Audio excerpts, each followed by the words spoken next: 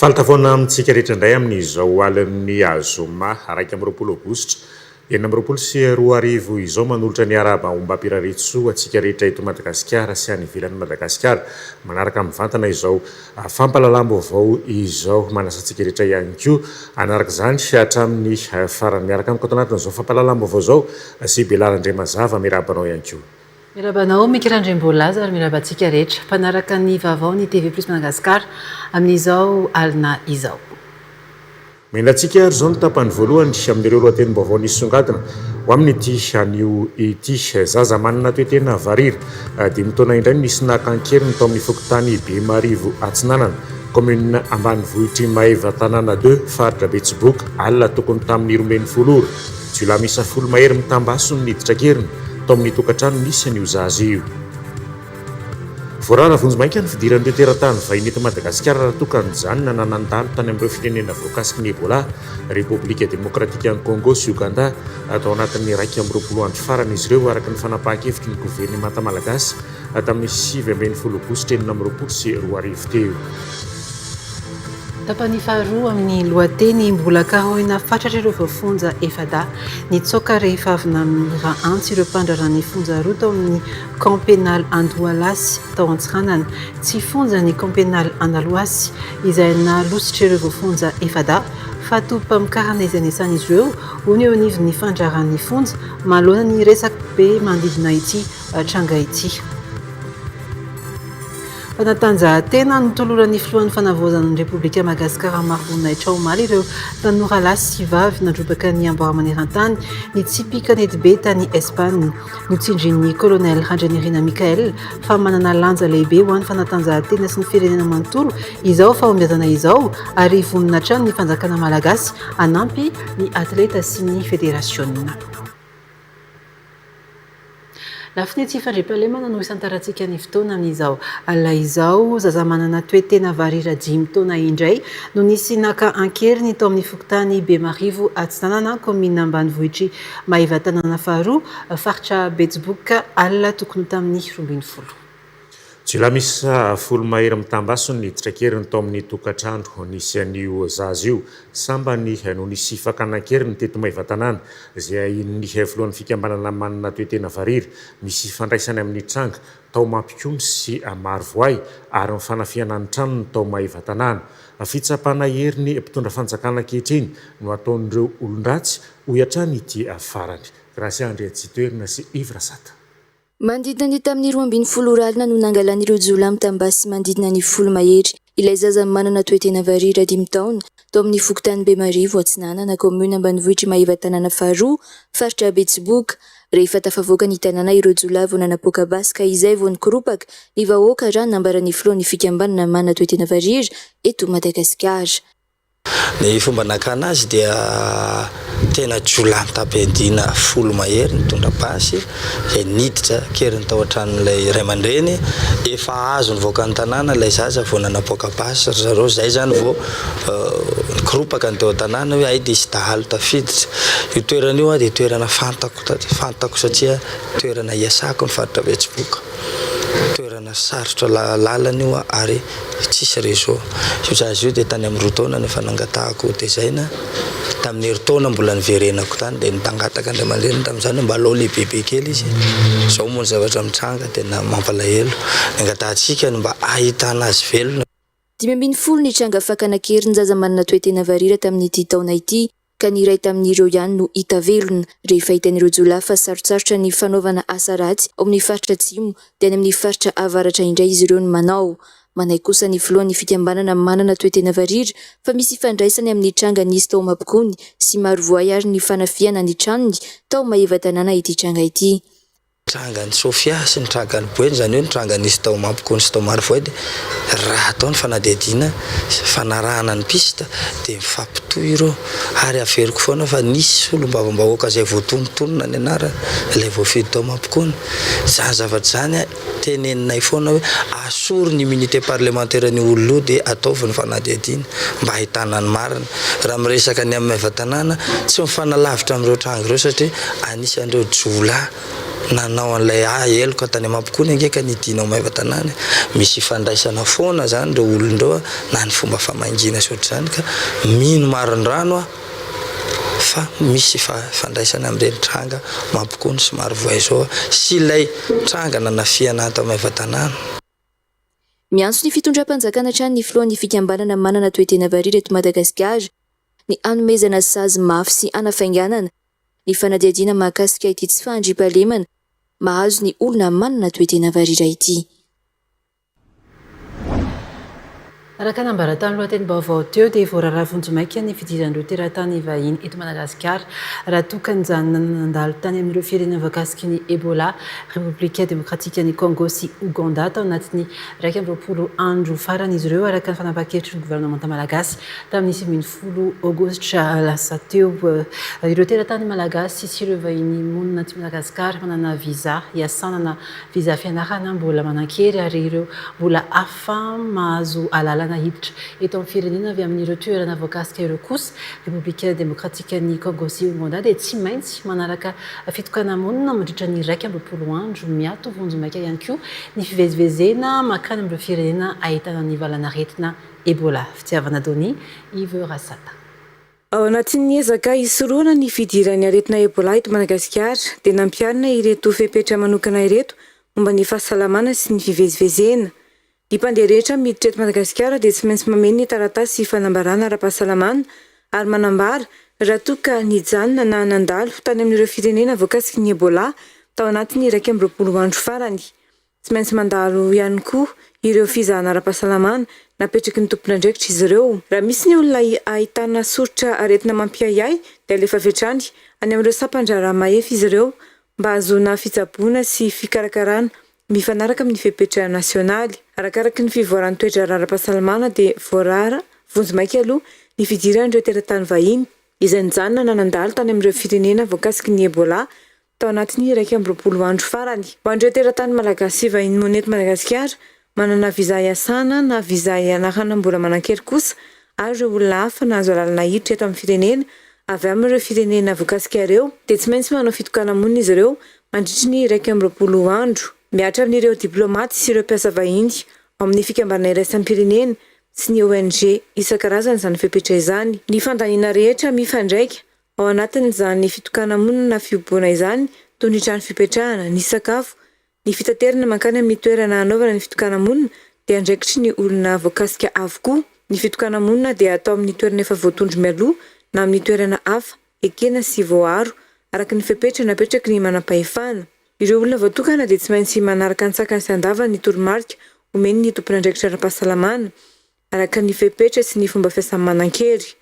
Omena taratasy fanamarihana ofisialy ny olona tsirairay natokana izay manamarika ny daty nanomboana sy ny farana ny fiomboana. Miato vonjomaika ihany koa ny fivezivezena mankany amin'ireo firenena voakasiky ny Ebola. Mbola karohina fatratra ireo voafonja ifada nitsoka rehefa avy namiranty ireo mpandraran'ny fonja roa tao amin'ny camp pénal Andaolasy ao Antsiranana mbola karohina fatratra ihany koa izy ireo amin'izao fotoana izao.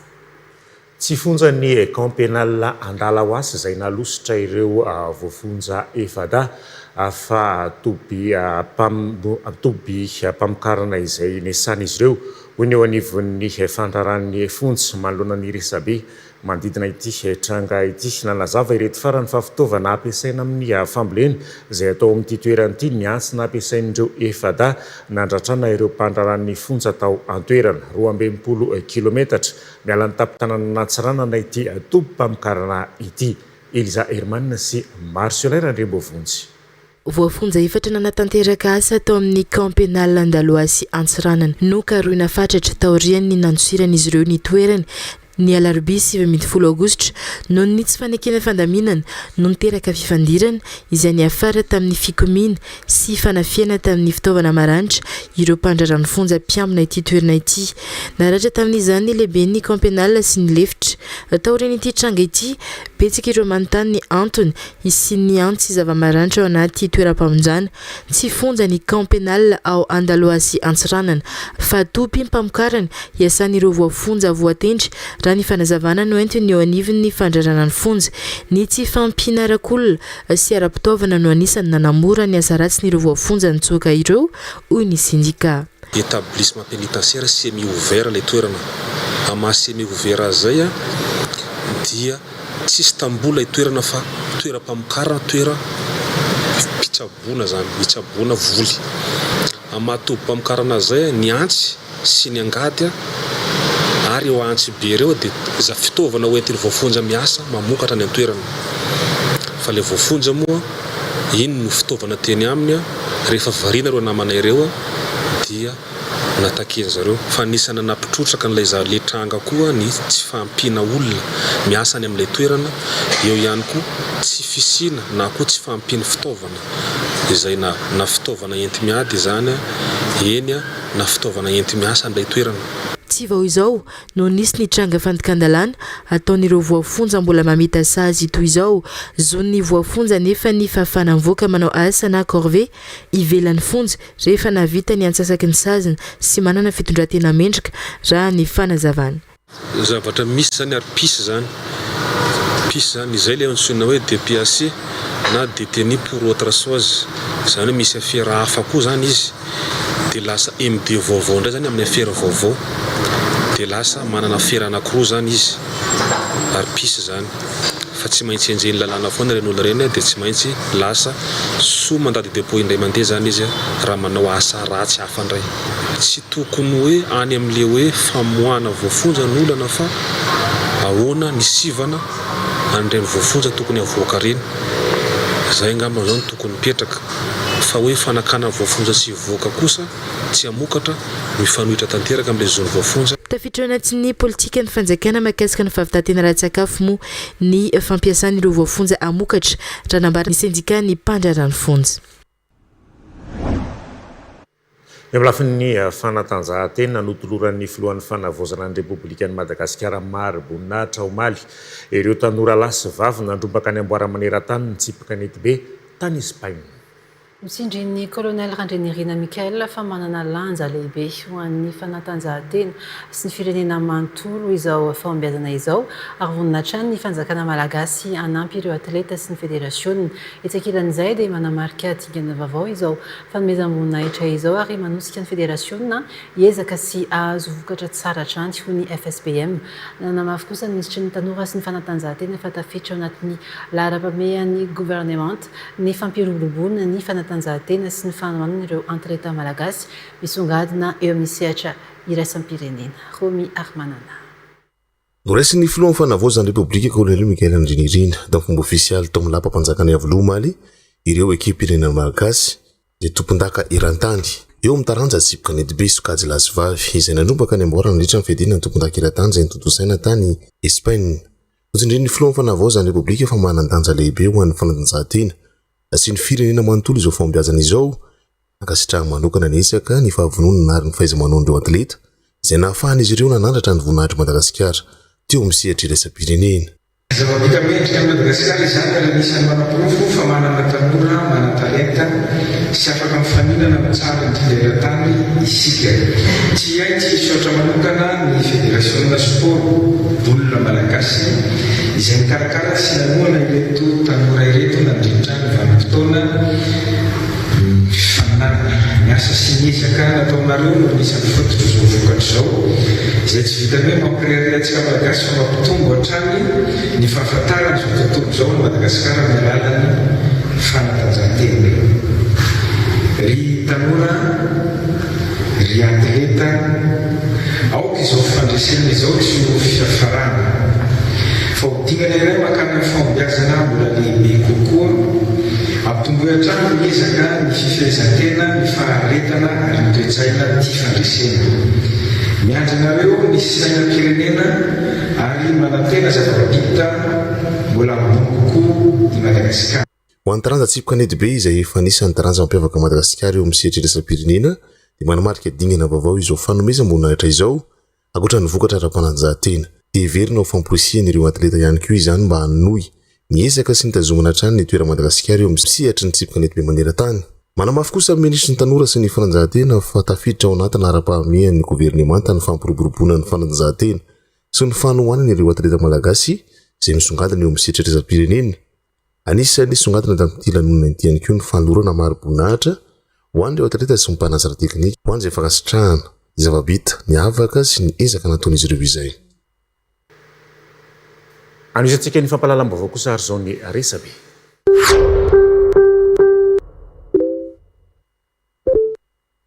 Ny pejy Cool Concept mampafantatra lany tompoko lany tanteraka ihany koa ny tapakila Silver makasitraka ireo izay nandray anjara rehetra tapolaka Glady Timeless 12 Aogositra 2024 amin'ny 3 ora tolakandro Palais des Sports Mamasina fampisehoana karakarain'ny Cool Concept Events sy Soma Production.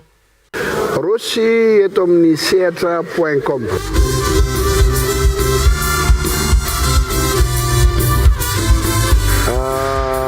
Fadinao anay zany ny miresaka amintsika rehetra any ivelan'ny Madagasikara any sy zay tsy ho afaka ho tonga mivatana fa andeha mivatana amin'ny sehatra.com ny fampisehoana ho atao eto amin'ny Palais des Sports.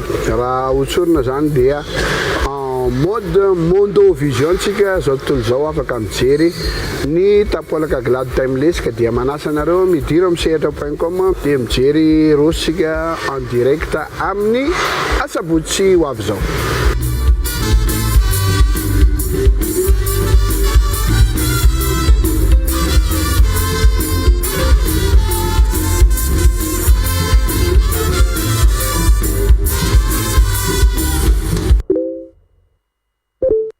Ny pejy Aura mampafantatra nangina tanteraka ny gara fisandratana morona kony.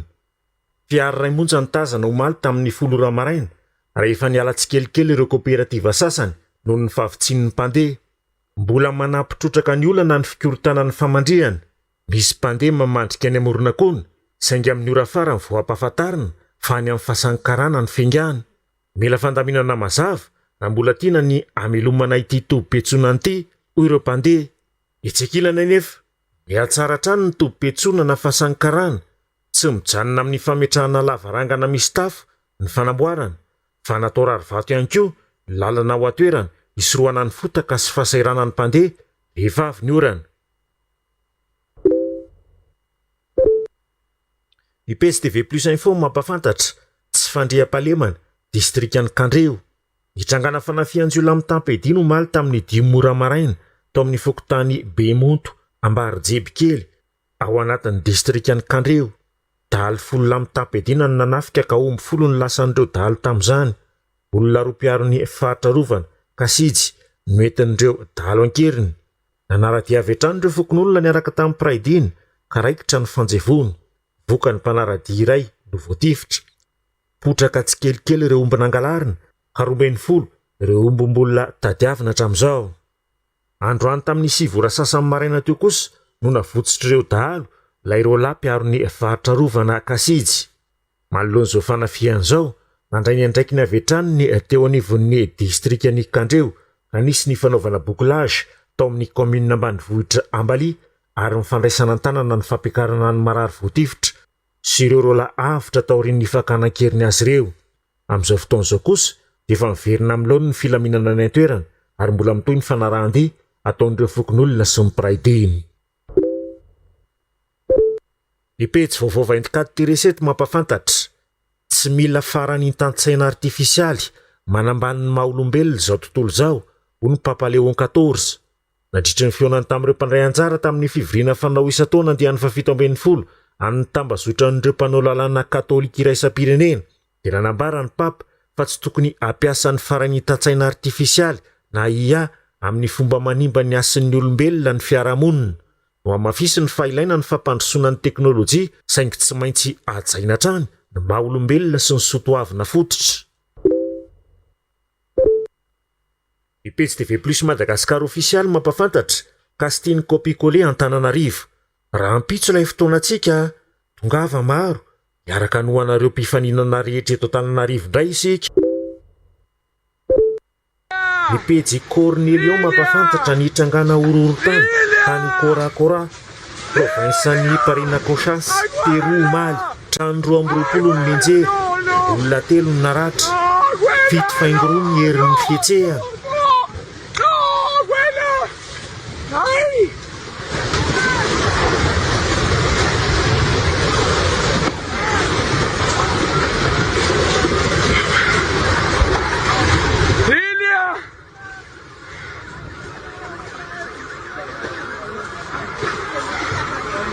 Yo me soñé eso. Yo eso me lo soñé. Yo eso me lo soñé. Ay, Juan, yo me soñé esto, huevón. Yo me soñé esto. Yo me soñé esto. Yo me lo soñé. Yo me lo soñé. Yo me lo soñé. Mira que empezó a llegar las alertas al celular. Ya. 2 segundos antes. Yo me lo soñé. Esto acabó por... Lilia, yo me soñé esto, por Dios sagrado. Lilia, abuela, yo me soñé.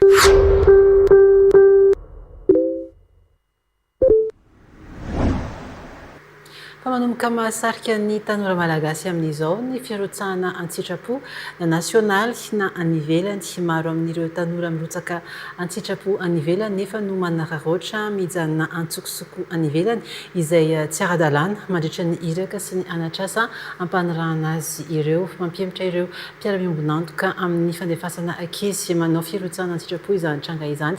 Hoy ny tompon'andraikitra eo anivon'ny France Volontaire. Misy araka izany ny fiara-miasa ataon'izy ireo amin'ny masovon'ny France eto Madagasikara mba ahafahana mandray fepetra amin'ireo izay miondrana tsy ara-dalàna mandritra ny iraka atao. Gracia Andresitoerina, Yves Rasata. Manomboka miroborobo ny sehatry ny fanaovana firotsahana ny sitrapo sy asa sosialy eto Madagasikara indrindra ho an'ny makanivelany. Ireo tanora ny tena hita faliana amin'izany ary betsaka ireo asa afaka atao ao anatin'izany toy ny sehatry ny tontolo iainana, ny fampianarana fahaiza-miaina, ny resaka kolontsaina. Maharitra eo amin'ny 9 volana ka hatramin'ny 12 volana ny iraka mpanaovana ireo tanora nivelany toy ny any Frantsa izay ahafahan'izy ireo mianatra asa sy mampiroborobo ny fahaiza-manaony. Mandritra izay fotoana izay nefa dia misy ireo manararaotra mijanona andy sy ara-dalàna raha ny fanazavana. Amin'ireo rehetra mandeha dia misy ireo tsy miverina na dia efa ao anatin'ny stage de préparation ataonay ary ny hoe tsy maintsy miverina ny contrat service civique ihany koa na ny volontariat international de solidarité internationale dia tsy maintsy miverina izay no ao anatin'ireo dispositif ireo zany tsy maintsy tokony hiverina eto Madagasikara alohan'ny hoe hiverenana any France indray raha ohatra ka misy an'izay eritreritra izay ilay ankizy. Nanomboka ny taona 2024 ny ary-niasa tamin'ny masoivon'ny Frantsa eto Madagasikara ny France Volontaire isorohana izay fijanonana tsokosoko ataon'ireo tanora sasany anivelina izay. Rehefa misy ny tsy fiverenany ankizy dia alefany amin'ny masoivony anaran'izy ireo ary izy ireo no mandray fepetra mifanaraka amin'izay raha ny fanazavana hatrany. Misy fiara-miasa ihany koa amin'ny structure partenaire any France moa zany amin'ny fanarahana an'ireo ankizy ireo dia na izany na tsany misy foana no tsy tafaverina eto Madagasikara dia rehefa tafiditra ao anatin'izay kazay dia tsy maintsy alefanay any amin'ny consulat de France ny anaran'ireo ankizy ireo dia anjaran'ny zareo no mandray ny fepetra mifanaraka amin'ny zareo ireo. Ny anjaranay dia ny manaraka sy sensibiliser an'ireo structure partenaire sy anivelany zany ny amin'ny tsy verenan'ny tranga ohatran'izay intsony. Efa mahery ny 500 ny tanora lasy any Frantsa nanomboka ny taona 2024 nanao firotsahana ny sitrapo raha ny teto amin'ny France Volontaire miisa 10 indray ny andiany manaraka andeha izay naseho androany izy ireo. Vao mahakasika ny trano fonenan'ireo mpianatra eny amin'ny anjery manontolo posy mitohy ny fanarinana ireo fototra fitasa eny amin'ny université n'Antananarivo indrindra ireo ampiasain'ny mpianatra andavanandro nanomboka ny asa fanarinana ny trano fivoahana sy fidiovana ao amin'ny bloc ditra Ankatso Tanjona ny anatsarana ny fari-piainan'ireo mpianatra sy hanomezana azy ireo tontolo iainana madio sy milamina maraka ny anambaran'ny tompon'andraikitra hitohy amin'ireo trano fonenan'ny mpianatra manodidina izao ezaka fanarinana izao. Tatitra ny vaovao Abraham Razafy. araka ny vinan'ny fitoram-panjakana fanavaozana izay manome lanja ny mpianatra malagasy sy ny tontolon'ny fampianarana ambaratonga ambony dia miezaka foana ny fanjakana mamaly ireo filana fototra ho an'ny mpianatra mba hanomezana azy ireo tontolo iainana madio sy milamina. Ho fitohizan'ny asa fanatsarana ny foto-dravitra sainy amin'ny oniversite, natomboka androany 20 ny asa fanarenana ny trano fodiovana sy fivoahana ao amin'ny bloc ditra Akatsoin, mandray atanana ny fanatanterahana ny asa rehetra mikasika izany ny fiadinan'ny fanavaozana ny Repoblikan'i Madagasikara ary toy amin'ireo trano fonenan'ny mpianatra manodidina izany. Tsy fanombohana akory fa tohiny efa natao tamin'ireo bloc hafa rehetra fa ny antony nilazana azy hoe fanombohana dia satria hitohy ary hitatra lavidavitra kokoa amin'ireo cité manodidina hafa rehetra. Miara-miasa amin'izany misy entreprise maromaro ka ny tanjona dia ahafahana mamaly an'io filana fototra io izay ahitantsika endrim-piovana ety amin'ny anjerimanontolo ka dia mahavelom-pisaorana ny fiadidinan'ny Repoblika izay nandray an-tanana ny asa sy ny université n'Antananarivo mpiara-miasa miara-manatrika amintsika eto ihany koa sy anara-maso ny fanatanterahana azy mba hananana tontolo iray antsoina hoe anjerimanontolo mendrika ho antsika. Ny dingana aloha dia mizara roa, misy ny fananganana vaovao mihitsy dia misy ny fanarenana ny tsy mety. Io aloha zany amin'ilay olana fototra filana fototra fahalalantsika an'izany hoe toeram-pivoahana sy toeram-pidiovana izany ny maha-olona aloha ny tsinjovina. Ny dingana manaraka moa dia iraritsika ho afaka miaina amin'ny tontolo tony sy milamina isika ety amin'ny anjerimanontolo. Velim-pisaorana sy fankasitrahana ny fitondram-panjakana ireo solotena mpianatra noho izao fandraisana andraikitra sy fitsinjovana azy ireo izao. Teny fotsiny izay hoe makasitraka anareo amin'ny présidence tamin'ny namalinareo ny antsonay tamin'ny fanamboarana n'ity vesena ity. Nitarika ny délégation nijery ny fanombohan'ny asa tena toerana ny talian'ny kabinetra ministeran'ny fampianarana ambaratonga ambony sy ny fikarohana ara-tsiansa niaraka tamin'ireo tompon'andraikitra eo anivon'ny université n'Antananarivo sy ny coordonnateur national du CNU. Fahafahana mampiroborobo ny fampandrosoana toe-karena sosialy ary ny fandriampahalemana amin'ny faritra iray ny fampahafantarana ny kolontsaina sy ny mampiavaka azy antony karakaran'ny faritra Nalanjorofo ny festival Tsolabe andian'ny 7 amin'ny taona ity ny fanazavany lehibe ny faritra Nalanjorofo teo aterahana ny 7 ary ny 20 aogositra ho avy izao ny festival Tsolabe aterahana ao Sainte-Marie ho tonga anatrika ny festival Tsolabe ao Sainte-Marie ny tompon'andraikitra ambony maro eto anivon'ny firenena mandritra ny festival Tsolabe ao Sainte-Marie dia isy ihany koa ny hetsika ara-panatanjahantena kolontsaina ary fampahafantarana ny fomban-drazana mampiavaka ny Sainte-Marie sy ny faritra Nalanjorofo fanazavana. Festival Tsolabe 14e édition amin'ny 27, 28, 29 août 2026 any Sainte-Marie. Festival isan'ny miavaka indrindra ao Sainte-Marie mampiavaka ny faritra Nalanjorofo koa dia ny faritra Nalanjorofo amin'ny Sainte-Marie agnatin'ny faritra zay dia manao an'io festival io satria io ny festival ara-kolontsaina ara-panatanjahantena ahitana ny fomban-drazana ahafahantsika misintaka ny fahitana ny baleina koa io dia tsy atao ambanin-javatra dia manohana ansaka sy andavany ny faritra Nalanjorofo izay tarika lafiny ara-pandrosoana dia bebe ny hetsika ho hitantsika agny araka ny voalaza zay misy resaka faninanana ara-panatanjahantena misy ny resaka animation maro isan-karazany faninanana ara-panatanjahantena araka ny voalaza tena baolina misy ny hazakazaka misy ny resaka lakana bebe izy ao zay dia spectacle mazava ho azy maro ny hitantsika ao fomban-drazana betsaka ny autorité agny amin'ny fanjakana foibe ho avy amotrona an'io amin'ny fotoana io ho avy koa ny zanaky ny faritra rehetrarehetra indrindrandrindra zanaky Sainte-Marie izay mipetraka amin'ny toeran-kafa sady magnano vakansy moa zareo andeha hisitraka an'io festival io dia entanina antsika jiaby mbola tsy takagny na efa tagny andeha hamonjy an'io festival satria betsaka ny zavatra azo fantarina amin'ny fotoana io betsaka ny zavatra hitatsika mahasy fampianaretana atsika no koa vitatsika agnatin'izay satria mandray anjara atsika amin'ny participation zay ho ataontsika rehetrarehetra mandray anjara atsika amin'ny fampandrosoana ny faritra fampandrosoana ny district ny Sainte Marie.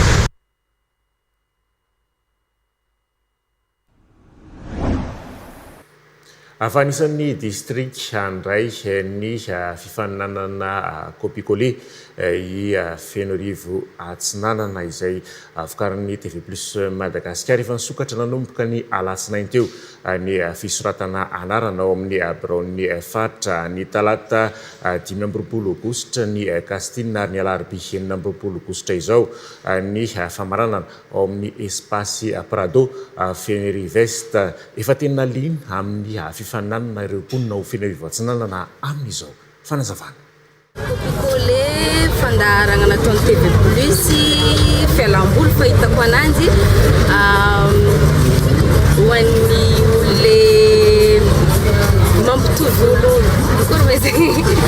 olona mieritreritra hoe mitovy amin'ny artiste na karan'izegny dia mifaninanana dia mampitovy anjare amin'ny artiste mampitovy feo dia mifaninanana dia izay le maharesy mahazo cadeau za mety tsisy le mitovitovy aminahy fa mety afaka miresaka amin'ny namagna zay le tokony hito. Copie-collé raha fahazahoako ananjy zegny ohatra hoe karakory mivolagna azy ohatra hoe misy artiste araiky zegny dia misy raha itovitovizana amin'igny zay feporay mitovitovy amin'igny zany le olo dia hoe manao copie-collé. Afa niresaka mikasika ny copie-collé ny vaovaontsika ny alohan'ny fiatoana kely teo iny mivahiny eto amin'ny fampalalam-baovao amin'ny ity alina ity ny talen'ny famokarana eto amin'ny TV Plus Madagascar Israel Ratsofaly izay hitondra ny fanamafisana mikasika izay voalaza tao anatin'izay vaovao zay mikasika ny copie-collé mikasika ny Castine ho an'ny Antananarivo moa zany zay hiditra indray ho an'ny Rapitso sy amin'ny alady ao avy zao miarabanao Israel.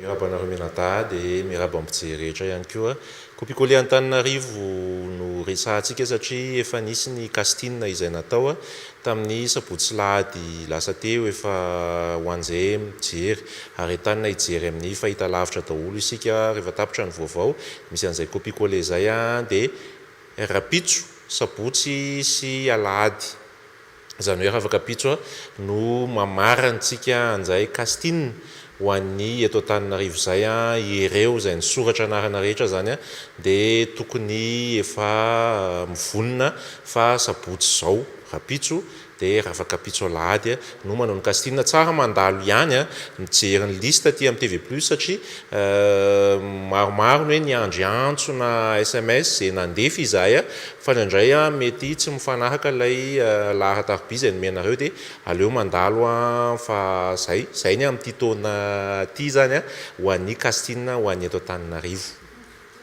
Marka Israel ho an'ny olona izay te hijery an'izay copie-collé izay Castine ho an'ny eto Antananarivo satria dia tena hoe mahaliana ny maro tokoa ary te hijery te hanohana ny mpifanina ny mpijery. Zay eny ary maimaimpona aloha zany ny fijerena an'izay Castine izay raha ho an'ny aty amin'ny TV Plus Ivanja Ambohitsoa.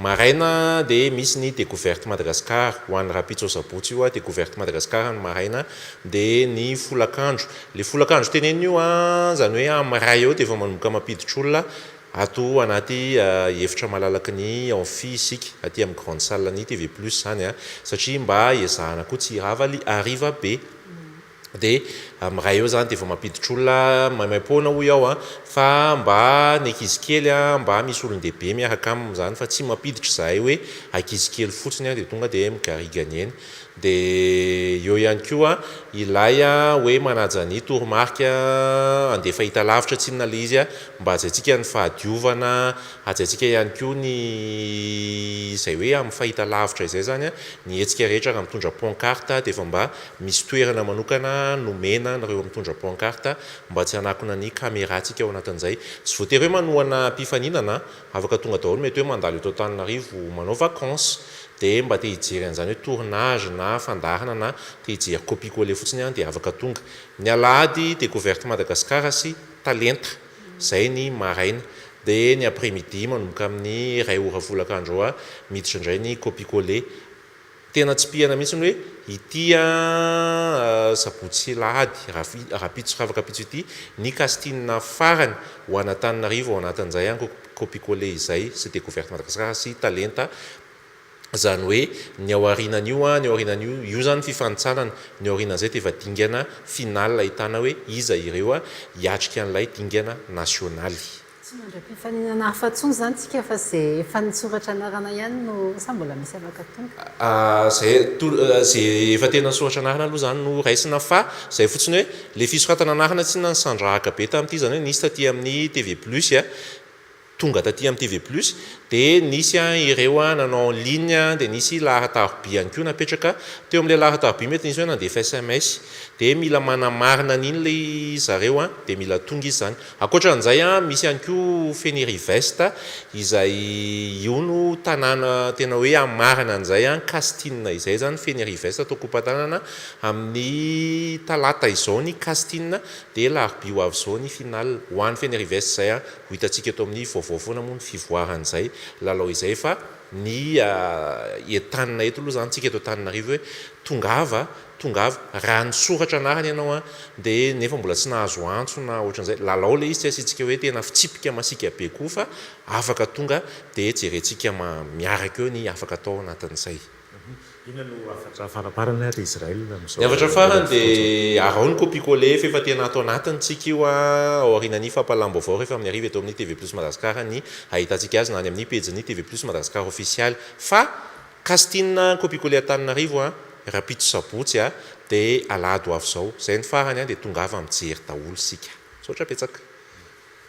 Dia sorantsika ny taleniny famokarana eto amin'ny TV Plus Madagascar Israel mivahiny teto amin'ny fampahalalam-baovao nampahafantatra izay vaovao mikasika ny copicolé izay.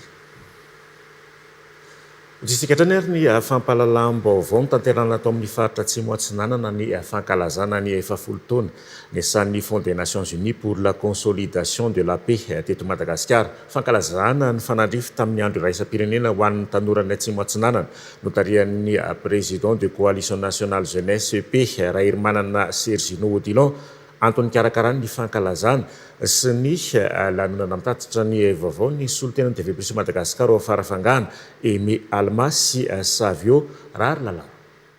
Fotoana iray nanasongadinana ny anjara toerana lehibe raisin'ny tanora amin'ny fanamafisana ny fandriam-pahalemana sy ny fampandrosoana eny fotony izao fankalazana izao. Nisy ny fanokafana tamin'ny fomba ofisialy ka anisany tanjona lehibe tamin'ity hetsika ity ny anamafy ny fandriam-pahalemana ato amin'ny faritra atsimo atsinanana amin'ny alalan'ny fampandraisana anjara bebe kokoa ny tanora. Tafiditra ao anatin'izany ny fametrahana club de paix isaky ny fokontany izay natao ho sehatra iray ahafahan'ny tanora mandray andraikitra amin'ny fisorohana ny fifandirana, eo ihany koa ny fampiroboroboana, ny fifampiresahana ary ny fanamafisana ny firaisankina eo anivon'ny fiarahamonina. Nandritra ny hetsika dia nanamafy ny mahazava-dehibe ny fandraisan'ny tanora andraikitra amin'ny fanorenana no avy ny firenena ny filohan'ny coalition nationale Andriamatora Hermiaina Sergino Odilon izay zanaky ny faritra atsimo atsinanana ka nitondrany ny lahateny fanamafisana ny hoe ny tanora no ankehitriny ny firenena. Tsy anay ampahafantarina anareo koa fa tsy da mety aminay tanora sana ny fomba fiteny hoe ho avy ny firenena. Ankehitriny ny firenena iay tompoko fa sy ho avy ny firenena. Ary izay misy moa zany ny nangamboarasika an'le teny filamatra ny hetsika ty hoe tanora mandray andraikitry asimo atsinana mandry fahalemana. Ho an'ny PBF zava-dehibe ny fanamafisana ny fandraisana andraikitry ny tanora satria ny tanora dia manana anjara toerana lehibe amin'ny famahana ny olana misy eo anivon'ny fiarahamonina. Manantena fa anampianareo ahita fahafahana na hoe opportunité vaovao hanamafy ny fahaiza-manao ary hampitombo ny fandraisanareo anjara amin'izany fampandrosoana fiarahamonina misy anareo izany. Nitohy tamin'ireo hetsika maro samihafa ny lanonana, tao ny fametrahana dian-tanana tamin'ny rindrina, ny famerenana ireo kilalao nentim-paharazana. Ny hariva nitohy tamin'ny karnaval na mihodidina ny tanàna tao anatin'ny haingo maha-karnaval de paix azy. Ny andro faharoa nisy ny fidinana ifotony any amin'ny fokontany nanaovana fanentanana momba ny fandriam-pahalemana, tao ihany koa ny fifanankalozan-kevitra iarahana amin'ireo tanora sy ny tompon'andraikitra voakasika izany momba ny fandriam-pahalemana voizina izay isy ato amin'ny faritra atsimo atsinanana. eo amin'ny tontolon'ny fampianarana ambony kosa maro amin'ireo tanora amin'ny commune Talatamaty no tsy maintsy mandeha kilometatra maro hamonjy ny anjery manontolo amin'izao raha ny tatitry ny lefitry ny ben'ny tanàna ao Talatamaty. Lasa miteraka olana ho an'ireo tanora nefa ny fahalavirana sy ny fitohanana mamonjy ny renivohitra. Anisan'ny filàna ilaina ao amin'ny commune ihany koa ny fifehezana ny informatika kanefa mbola ankavitsiana ireo tanora amin'ny commune mafy izany. Afaka hisitraka ny fampianarana ambony ny mpianatra ao amin'ny commune Talatamaty sy manodidina noho ny fijoroan'ny université ao amin'ny commune. Fitandremana tsara. Anisan'ny filàna ilain'ny tanora amin'ny commune Talatamaty ny fisian'ny fampianarana ambaratonga ambony antatry ny lefitry ny ben'ny tanàna. Lasa miteraka olana ho an'ireo tanora nefa ny fahalavirana sy ny fisian'ny fitohanana mamonjy ny renivohitra. Ankoatran'ny hoe fandehanana lavitra manarato fianarana any amin'ny tanàn-dehibe any amin'ny ville dia eo indrindrandrindra ny taranja izay nitenenina teo fa any hoe izay maizy azy ny tanora tokoa entomana miatrika ny toetra raha-pirenena amin'izao fotoana izao. Anisan'ny filàna ilaina ao amin'ny commune ihany koa ny fifehezana ny informatika kanefa mbola ankavitsiana ireo tanora ao amin'ny commune mafy izany ho hatrany fanazavana ny lefitry ny ben'ny tanàna. Antony iray tsara hitaritana ny tanora ifehy ity taranja ity raha ny fanazavana. Tout est informatisé zao dia tena hoe mila tsy hoe mandeha amin'izao fotsiny fa mila ny firenentsika surtout satria zao io tena ohatrany hoe base ny zavatra rehetra hoentina miasa hoentina manao zavatra izay mampatonga anay hoe tsy hoe ny any amin'ny sehatra ny informatika ihany no manao informatika fa na ny any amin'ny droit ny économie ny gestion dia ny informatika moa nefa iny dia ireo koa misy partie informatique reny zany obligatoire. Afaka hisitraka amin'ny fampianarana ambony ny mpianatra ao amin'ny commune Talatamaty sy manodidina noho ny fijoroan'ny université ao amin'ny commune. Ny tanjona dia nanana tanora vonona sy vanona afaka misehatra avy hatrany amin'ny asa mba hampandrosoana ny firenena. Nanomezana zany ho an'ireo tanora ireo toerana azo ataontsika hoe manara-penitra dia ao koa ireo mpampianatra izay nofanina mba apita izay traikefan'ireo mpampianatra izay manana maizy azy ireo mba ho tanora ho vanina amin'ny ara-pahaizana izay amin'ny ara-panahy ihany koa ary indrindrindrina afaka tonga dia misehatra amin'ny sehatra asa. Tonga nanoratany fisokafana izany ny tompona andraikitry ny fampianarana sy ny mpitantana ao amin'ny commune Talatamaty. Dia ho rahantsika ary izao ireo vaovao tapatapany. Zava-dehibe eo amin'ny fitondrana fanavaozana ny fanomezan-danja ny fanabeazana ho ny taleparitry ny fanabeazam-pirenena faritra Itasy Andrianeva Maefason androany. Mila henona mivantana ny feon'ireo mpianatra sy ny mpampianatra rehetra eo amin'ny faritra mba hananana fanabeazana tsara sy hitondrana fanatarana maro samihafa. Eo mivantana amin'ireo mpampianatra amin'ny faritra Itasy Sakanjoma voalohan'ny volana Andrianina Itasy izay totosaina amin'ny trano Pokon'olona Miarinarivo manomboka amin'ny volana septambra ho avy izao. Maine centrale sy ny sisa fa amin'ny fotoana maheo azy zany ataoko hoe andraisako ireo mpampianatra dia tsapako hoe tena mbola maro ny olana ary le olana dia mbola takaitra n'le rafitra teo aloha satria mbola tsapako mihitsy zany hoe mbola misy ihany ny antso izay ny tsefatsefany ihany ataon'ireo mety hoe tompona andraikitra any fotony ihany dia ny zany zavatra rehetra zany dia tsapa hoe tsy maintsy mila fomba fiasa fanatsarana zany ao nivony draine Itasy eo aloha zany mahakasika atsika fa le izy olana iraisan'ny fanabeazana eto Madagasikara mihitsy zany. Mpianatra zanaky ny fianakaviana sahirana avy ao amin'ny EPP eo anivon'ny commune Ivato no nizaranaka tampo sy fitaovam-pianarana hiatrehana ny fidiran'ny mpianatra. Fiara-miasan'ny fikambanana Destiny Ivato izay tarihan'ny vadiny ben'ny tanàna Oby Randrianarso sy ny masovoan'ny Chine no nanafahana nanolotra izany fitaovana izany. Ankizy 500 zanaky ny fianakaviana sahirana eo anivon'ny commune Ivato arak'izany ireto ny sitraka fanafiana ireto. Mitsinjo ireo zanaky ny sahirana sy ireo reny marefo ny fikambanana mitondra ainga avao ho an'ny fiarin'ny ankonana manantena sy ireo vehivavy sahirana ihany koa. Mitoetrany ny asa sosialy tanterahany fikambanana ao anatin'ny fanamarihana ny 70 taona nijoroany izao. Ny fanaonay moa hatramin'izay isaky ny hoe manala CP dia mandeha scolaire ho an'ny mpianatra EPP fa ny amin'ny androany ity tena miaraka tanteraka satria akapo ny fampidirana mpianatra zao dia be tabero raha aman-dreny tena menimenina mitaraina eny fotony tonga aty amin'ny talian'ny sekoly aty amin'ny EPP dia niezaka izay androany hitondra fanampiana ho an'ireo zaza tena sahirana zaza eo amin'ny 500 eo zany no sitraka ny fanampiana hoentinay association Destiny amin'ny androany ity mariana moa fatao ihany koa ny fiara-miasa ny association Destiny sy ny fiara-miasa sy mbavam-bahoaka ny Madagasikara honorable Johnny Rakotoarso izay solin'ny mpanolotsaina ny assistant eto amin'ny androany ity izay azo lazaina hoe angadina nananana sy nahitana avy amin'ny masovony Chine miasa eto Madagasikara. Anisa manana olana amin'ny lafiny sora-piakonana ireo any amin'ny fatra indrindra ireo somary ambanivohitra. Marisarisa ny fanantonana ireo birao-mpanjakana ireo ray aman-dreny ka tsy afana manoratra zaza ohatra itsakilany. Tsy ampy ny fanentanana sy ny fahampahafantarana ataondreo tompon'andraikitra isantsokajiny ka tsy afahan'ny olona mahafantatra ny tokony ataony. Anisan'ny sitraka fampiofana avy amin'ny NDDL araka izany ny amin'ny fatra Iorombe ho anisy ahatra ny sora-piakonana anampy betsaka ny fatra ny fisitrana izany fiofanana izany. No sora-piankonana izay andry ny fampandrosoana sy andry ny fandraisana anjara ny mponina ho an'izay fampandrosoana izay. Zava-dehibe tokoa ny nanaovana ity hetsika ity nanaovana ity fampiofanana ity aty amin'ny faritra satria ny antony dia ny fampiofanana azo androany dia antoky ny fampandrosoana firenena iray manontolo ho an'ny rafitra. Satria araky ny fanilazaiko teo ny ratsy voasoratra mazava momba ny olona anankiray raha tsy fantatra ny momba ny olona anankiray dia tsy afaka ny handray anjara eo amin'ny fiainam-pirenena, tsy afaka ny handray anjara eo amin'ny fiainany manokana izy eo anatria ny firenena izay. Fasamba ny mandray anjara amin'ny andao andaka eto amin'ny TV Plus Madagasikara i Salam ary tonga dia maneho ny fahavonona ny anona ny fifananana ny andao andaka dia sehatra iray mampifandray ny mpiasa manamafy ny fiombonana ary mampivelatra ny firaisan-kina eo amin'ny mpiasa sy ny orinasa amin'ny alalan'ny baolina kitra. Adia Andrea Salama. Salama daholo.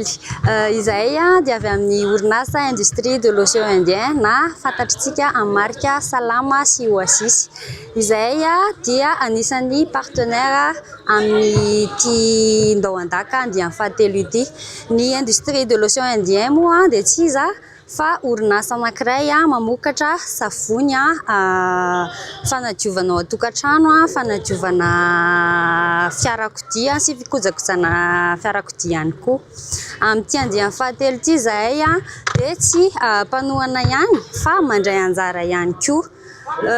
Ny tena tanjona zany amin'ity fandraisana anjara ity dia voalohany hiala voly aloha satria ilaina le esprit d'équipe zany ankoatran'ny hoe any ampiasana zany dia miala voly aty amin'ny resaka fanatanjahantena. Izay ihany koa dia manohana ny fanatanjahantena malagasy. Voalohany mihitsy izay no nandray anjara dia tonga izay dia nanao partenaire zany dia sady mandray anjara voalohany mihitsy n'ity fandraisana anjara ity. Izao zany izay vao manomboka ekipa vaovao daholo manko ny ankamaroanay dia efa mitrandraka an'izay zay hiezaka hijery tournoi isan-karazany fa ny ankizy misy zona miaraka amin'ny lalao foana. Ao aorianan'ny ora fiasana foana matetika ny entraînement any ankizy zany fa ataontsika hoe na weekend.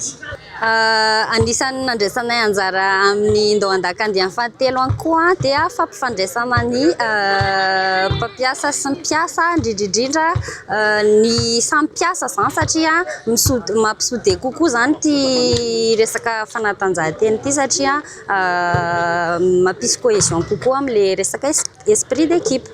Manasa antsika hijery ny fandaharana andao andaka ny société industrie de l'océan Indien fantatritsika marika Salama dia manohana tanteraka ny fandaharana andao andaka. Manentana antsika ihany koa handray anjara amin'ny lalao. Antanterana androany ny valandresaka izay nirahana tamin'ireo mpanao gazety mikasika ny etsika revy araka izany karakarainy ny SR20 izay anasongadinana ny tarika arabosy izay tafiditra ao anatin'ny fankalazana ny 520 taona ny antsehatra nyty tarika ity. Atanjona ny ampifondronana ireo mpakafy an'olotra seo miavaka ary aneo fakasitrahana ireo rehetra nanoana ny tarika nandritra izay taona maro izay. Hotanterahana ny 30 aogositra 2024 ao amin'ny Palais des Sports Mahamasina manomboka amin'ny 3 ora sy sasany tolakandro ny etsika revy araka izany. Aji Andriatsala. Efa eo am-pimakomanana efa vonona ny fikarakarana eo amin'ny fikarakarana ny 520 taona fanakatonana ny 520 taona ny karandrabosatsehatra ny 30 alahady 30 aogositra izao ao amin'ny Palais des Sports miaraka amin'ny SR20 mazava ho azy izay efa vita voapetrapetraka daholo fikarakarana rehetra na kely dia kely indrindra na ny détail kely indrindra ohatr'izay ihany koa ny aty amin'ny ara-mozika aty amin'ny tarika arabosa efa vonona izay amin'ny mozika izay nampientanentana anareo nandritra ny 520 taona izay ny zavatra iandrasana sisa dia ianareo rehetra tsy fao ny tapakila fa ny tapakila efa kely dia kely ao ary efa misy ireo kategoria izay efa lany aza miandry ny ora farany mba tsy fanosehana na ampiditra lasa izy fikorontanana kely eo amin'ny fidirana fa tokony tena hoe tonga dia milamina be rehefa voavidinao bianao dia miditra ianao.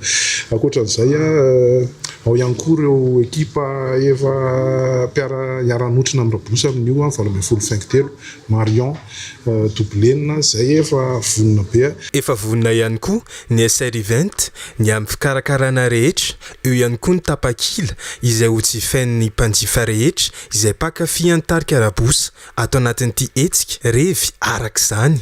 Ny tapakila moa zany efa hitantsika eny amin'ny tambazotra serasera ny fanzone ny efa lany ao amin'ny ticket 20.g fa ny ao amin'ny super musique mbola misy ny light ny silver ny bien simple ny VIP misy ihany koa ny light sy ny silver ao amin'ny ticket 20.g sy ao amin'ny ketrika.com mbola hitantsika tapakila.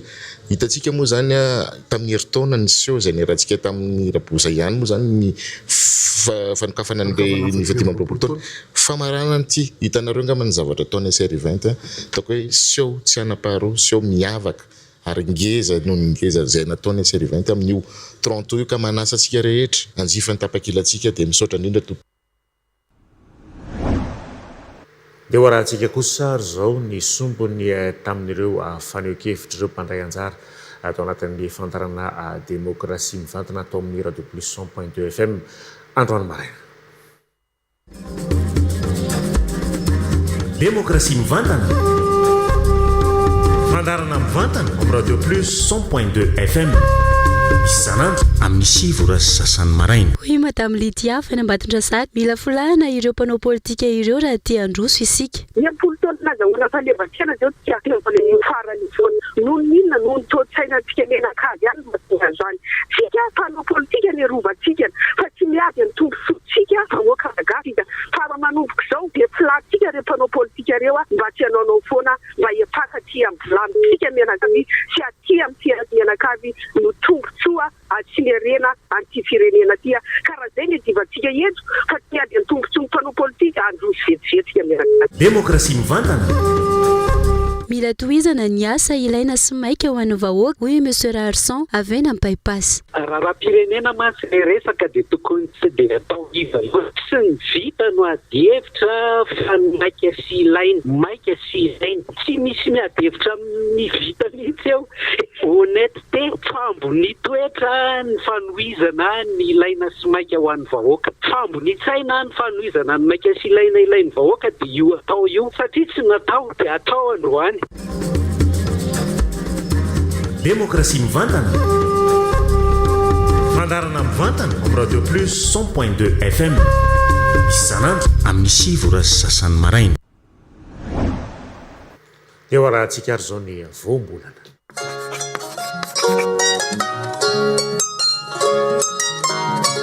Androany dia ny voambolana hoe ngazana indray no andeha ho fatarina ny tena dikany. Ny hoe ngazana dia entina ilazana tany-maina sy karakaina ka tsy anirin-java-maniry. Amin'ny teny frantsay ny azo ilazana azy dia hoe sec et stérile. Voambolana izay azontsika ampiasaina amin'ny andavanandro ohatra rehefa amin'ny teny malagasy. vokatry ny ahitany sy ny tsy fisian'ny orana dia ngazana ny tany any amin'ny faritra atsimo Madagasikara. Hitantsika ihany koa voambolany ohatra amin'ity fihezanteny manaraka ity rehefa amin'ny teny malagasy. Andao samy hiara entina sy andray anjara amin'ny fambolen-kazo isan-taona mba tsy ho tany-ngazana ny Madagasikara.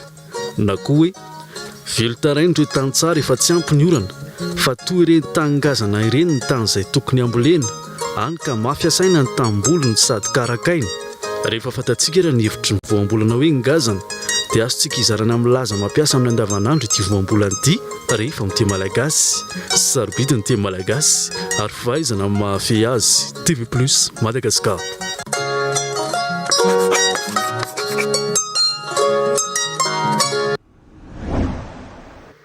Manasantsika ary zao anaraka ny eo ara hoe faritra maromariana Madagasikara no efa mampiasa ny motoculteur Agriplus mafy sy mora kojakojaina izy reto. Manana fitaovana maro ihany koa ny Agriplus afaka ampiarahana azy arakaraka ny asa izay atao. Siny Orange eo anilanao manolotra ho anao. Moteur action. Não, mas taxi motor antes que sei lá, tem toma dia. Taxi motor Lo ti futs ti. Tadi ya. Dia, dia wane ambu mai je sarmasan. Ambu mai je sarmasan. Ai, atau futus miliar ya. Cha, batov tena. Fitori vão fazer ana eu. Amu. Naron sama velo atau motor rusa re. Ah, ti yank. Dia rim juret lu. Dia eu não juret. Itu não me acaja não tem juret. Sao, jurka. Dia miundrika dia sahatsy arin. Sao miundrika fotsiny. Sarotra be an'le lalana hitanao. Aiza moa zany ny fomba amliko an'izao ko le karangenao. Me karangenao. Zao atao rinan'le ria zao dia sato. Zay et dia tsy afaka mamily ahoana sady mikasika atsika ny anankiroa ihany. Dia tsy mety ahoana le aroloza zany. Dia atao koa zany ty zanako ty midina aloha laso dia mety. Alors ngamba atao motor roa. Io ny misy motor e. Tsy mety mihitsy hoe mba miafokafo ny eto angely ery ianao miondrika tsara fotsiny ka le ry fa ngeza be dia mety hijaly be le ry moa le eo an'le fampiana zany tsy afaka e manjary lasa sao de tera nika mahitsihitsy fa ngamo ty misy mibilibiloka be marina fa le hoe any mbo mahitsy fa le familiana mahitsy ny sarotra tsy mety zany raha hoe zay mitsamo tena tsy mety e tsy maintsy mandeha moto mitokana ve zany loatra nga le fa moto mitokana le ry ve dia lasa 7 arivo indroa ange zany aza 4 arivo sy ray alina alora ngamba alao mba mandoha an'izay dia mba hary loza koa nefa indraindray sao dia mitera to zany tsika fa le kasika ve kasika zao anankiroa ihany korety dia le manao kasiketiko dia miafina tena tsy mety ihany eo la manandramy la mifolota tsara eto ambany eto ao mindromondrika ta dia mipetraha mitsy ala amin'ny tany zao mipetraha ambany sao koa sy le ry sao dia mbola atonina tsikesianao io jaly be le ry le ry any mety le atonina atonina fa le ry mety jaly be amin'izao aiza zany fomba amilina an'izao zero ty reo midona tany sandry le ry reo atao motor io izany ty la ty sa ty dia za zany taingy nata ay aloha zany atao motor raikitra zany raikitra zany zany hitondra voarara lalàna manao taingimbe amin'ny kodiaran-droa miteraka efa neligelenay ao familiana zany ka sao sanatriny tera-dozy coupé dans la boîte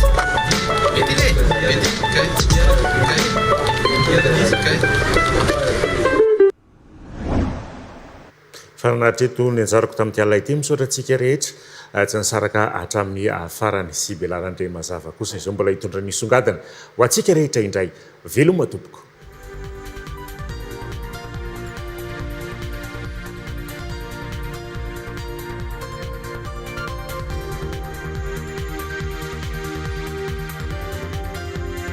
No entiko antsika androany sy mbola mandidina ny 20 isanjato ny tany fisoratana anarana eny amin'ny sekoly tsy miankina amin'izao roa herinandro tsy hanomboany ny taom-pianarana vaovao eny 24 7 izao maro ireo ray aman-dreny no mangataka ny tsy isoratra anarana sy tsy handovola raha tsy amin'ny volana septambra ny herinandro izao kosa dia efa hiditra hiasa ireo mpampianatra sy ireo mpandrahara saingy ho santarina amin'ny fiofanana ho fanomanana sahady ny taom-pianarana vaovao izany noho ny sondrom-bidim-pianana sy fanatsarana atao amin'ireo fotodrafitrasy any an-tsekoly kosa dia saika nampiakatra saram-pianarana ny akamaroan'ireo sekoly tsy miankina amin'izao mitondra izay songadina androany izay imam-tina Andrembolona sy Marcelin Randrembovonjy.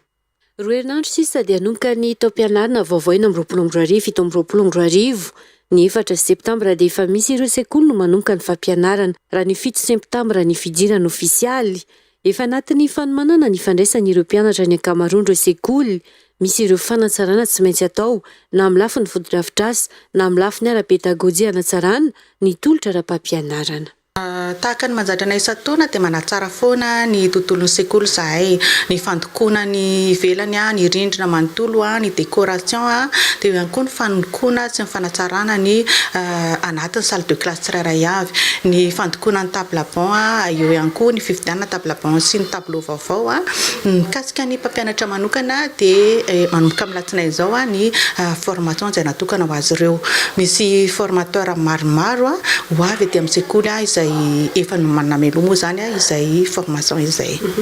Misy ihany koa ireo fanatsarana nentina amin'ny lafiny fampianarana amin'ny fampidirana taranja ivelany fandaharam-pianarana na ireo antsoina hoe activité parascolaire. Tamin'ity taona ity zahay dia nisafidy manokana ny anatsara mihitsy ny resaka activité parascolaire zany hoe napiditra ny agroécologique zahay ho andreo ankizy ireo ho ampidirina anaty fandaharam-pianarana satria ilain'ny ankizy ny fambolena na ny agriculture urbaine dia anisan'ny fanatsarana izay eo ihany koa ny resaka astronologie izay be dia be ny ankizy amin'izao fotoana izao ny liana mikasika azy io dia nampidirina ihany koa anatin'ny fandaharam-pianarana ihany koa ny astronologie dia ny farany amin'ny resaka leadership izay tokony anarana ankizy mbola kely ny resaka ataoko hoe fanampiana azy ireo anana estime de soi ary indrindra resaka éducation financière izay takonantsika malagasy foana matetika hoe tsy azo zarina vola ny ankizy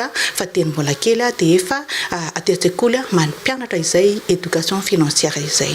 Mila teti-bola avokoa ireo fanatsarana rehetra hoentin'ireo raha ny fanazavana efa misy ny teti-bola natokany sekoly amin'izany saingy tsy mahasahana 100% ny fandaniana ho atao misy noho izany ifampiakarana saram-pianarana ho an'ny taona vaovao.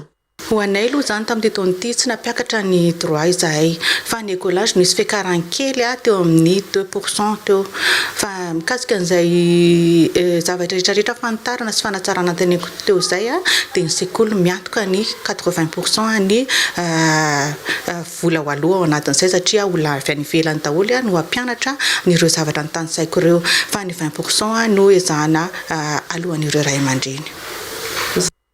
Hatreto mandidina ny 900 ny tany fisoratana anarana ho an'ny taom-pianarana vaovao 2024 ho ny ankamaroan'ireo sekoly tsy miankina.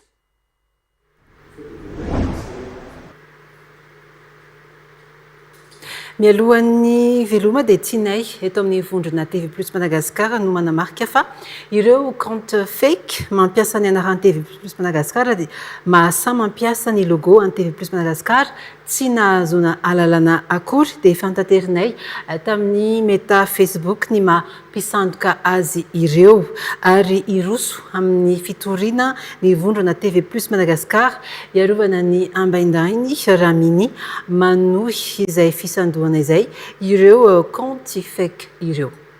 Dia izay koa manakatona ny fampahalalam-baovao amin'ity alina ity mankasitraka antsika rehetra nanaraka izany hatramin'ny farany aza misaraka amin'ny TV+ Madagasikara fa mbola isy ny fandarana manokana ho arahantsika rehefa aveo iarahana amin'ny solombam-bahoaka Rofy Majanga voalohany eo ihany koa ny fandarana manokana ho arahantsika Rampitso iarahako aminareo iarahana amin'ny solombam-bahoaka Pety Rakotonena ary ny Alahady ao anatin'ny fandarana dondresaka hitondrana ireo ady hevitra mafana eto amin'ny firenena. Iny ary filma tompoko.